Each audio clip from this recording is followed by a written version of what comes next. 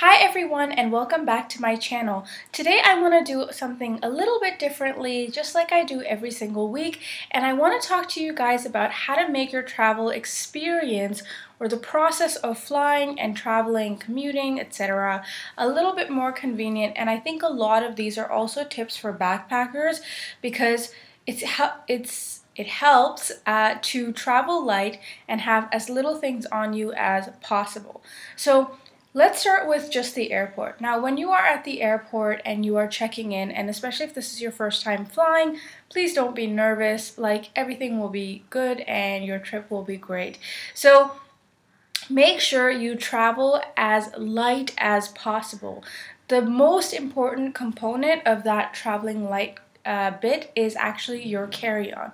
Whether you have a backpack or a tote or whatever girly bags or man bags that you carry, keep them as light as possible. The reason being, when you are on the plane or you're going through security, it's such a hassle to have something that's like big, and you keep kind of like, I'm sort of one of those people that keeps wanting to take things in and out of my bag, so I always travel with a really small bag that I can actually just slide under the seat in front of me, so I can take out my headphones or my iPad or a pen or whatever I want.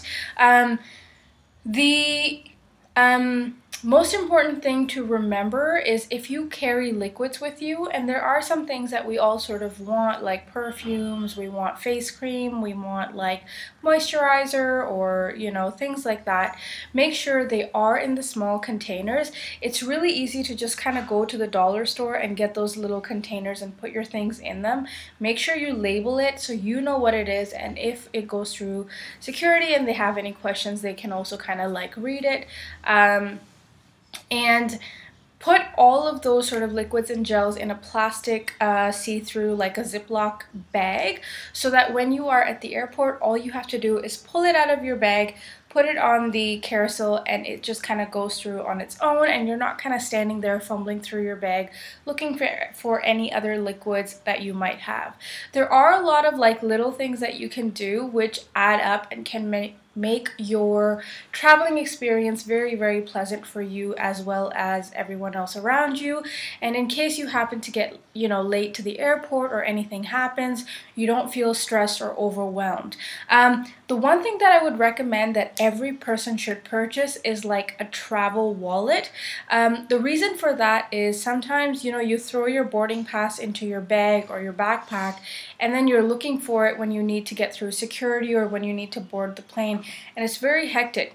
So if you have a travel wallet that has your passport, your boarding pass, dollars or currency of whatever country you're going to in it, then when you go to the bathroom or anything like that, you can take that wallet with you and not leave it at your seat, because you can't really trust anyone on the plane and you don't want someone to steal all your valuables when you go to the bathroom to freshen up or whatever. So carry a travel wallet with you, and ideally keep it with you at all times. When you're sleeping, maybe like make sure it's really close to you. If you go to the bathroom, keep it with you, etc., etc., and never leave that idle, even if you are at the airport.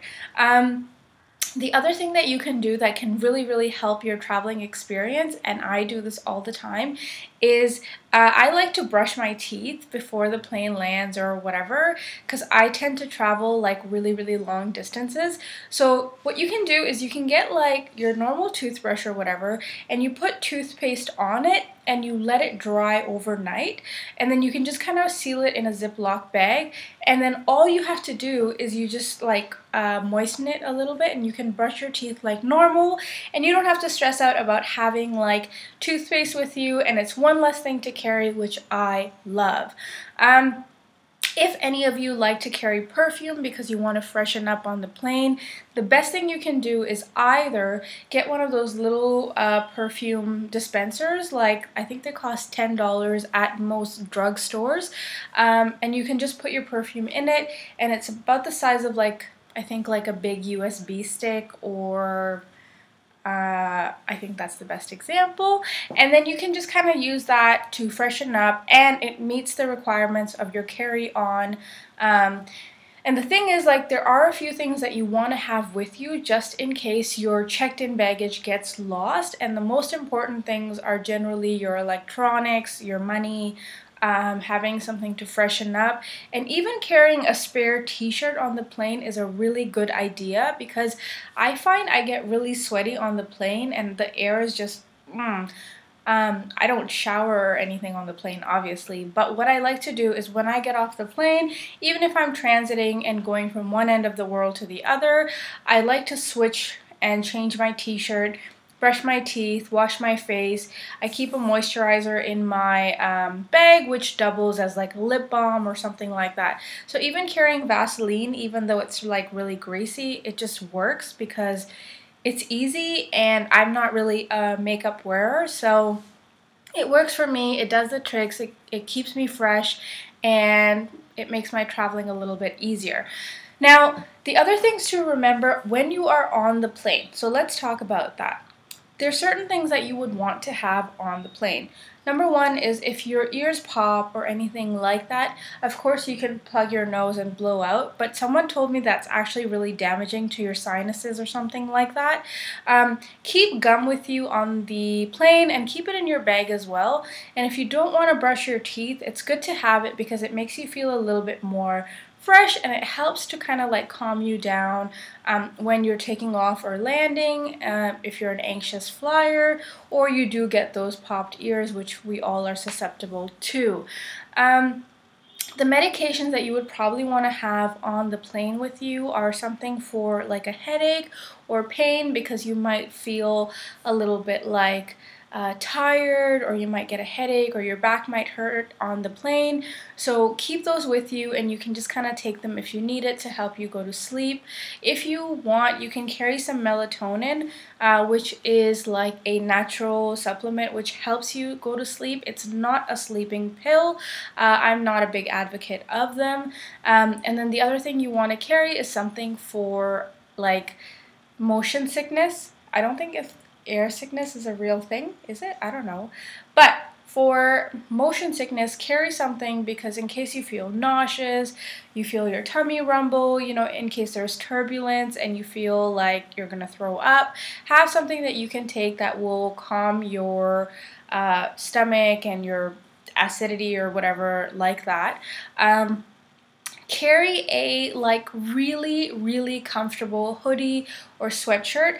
I have like a sweater that I bought specifically for traveling, but I travel a lot, and it's like this really baggy sweater that just kind of like wraps around me like a blanket, and I often use it even as a blanket because I don't like getting the plain blankets too close to my skin or my face.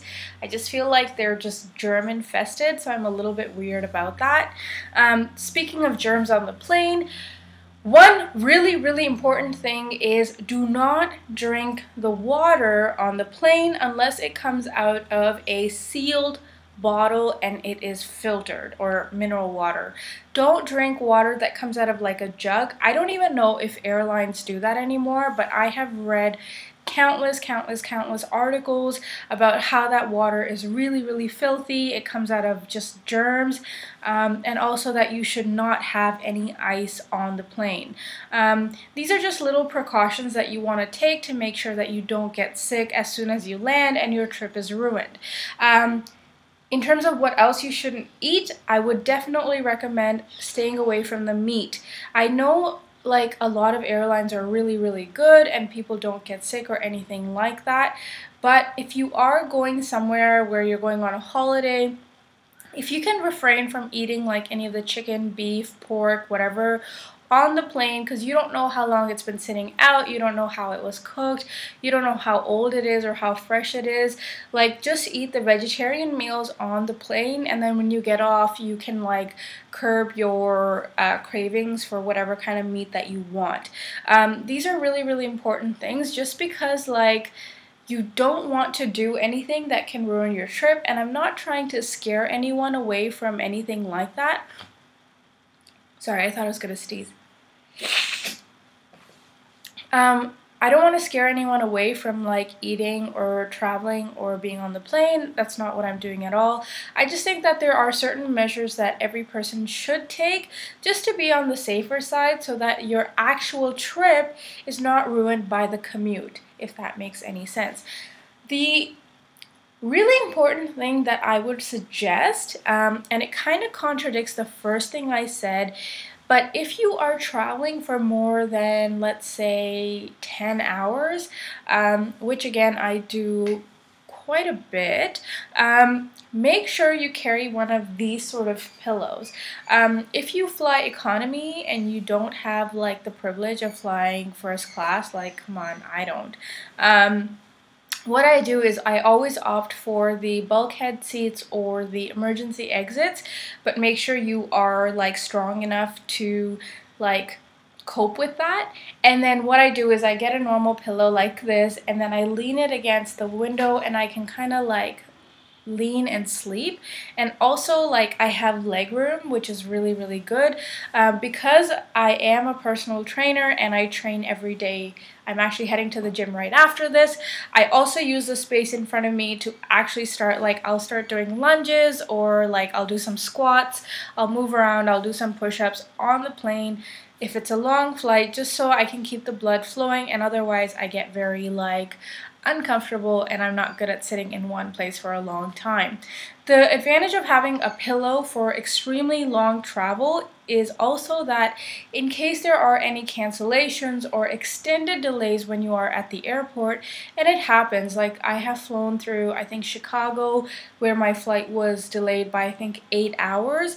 It was ridiculous. I didn't have a pillow at the time, but someone at the airport did. And the cool thing is if you have something like that, it gives you a little bit more comfort where otherwise you would be not as comfortable. And it just kind of makes things a little bit smoother and easier for you as well, because it's really hard. Like I find that the process of commuting is a bit exhausting. So I see that this video has gotten a little bit long, so I'm going to stop here, and hopefully this helps you guys out a little bit, but I just wanted to give you guys basic travel tips that are really, really useful for going through security when you're on the plane, and making sure that when your trip starts, you are fresh, you are good to go, and having a great time. Again, please feel free to leave your comments down below. Give this video a thumbs up if you found any of my tips useful, and let me know what other videos you would like to see. I'm always happy to help my fellow travelers because the world is such a beautiful place and I think every country is worth seeing. Until next time, think strong and we will talk soon. Bye!